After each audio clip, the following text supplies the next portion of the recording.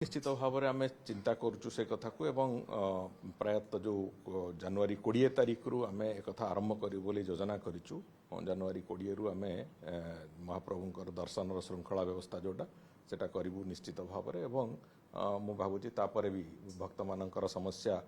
हम ना कौन प्रकार एवं समस्ते सुरुखुर एवं श्रृंखलार सहित जाकि महाप्रभु दर्शन करेंगे एवं विधिबद्ध भाव में एवं जो जी व्यवस्था भी होती गत 3 दिन धरिकी परदिन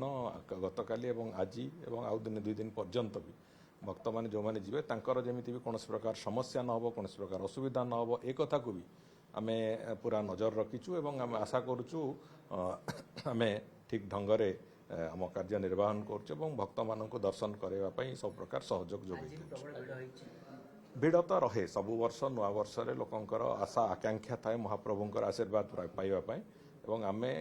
सरकार तरफ पूरापूरी भाव में चिंता करूँ सब व्यवस्था जहाँ करा कथा करा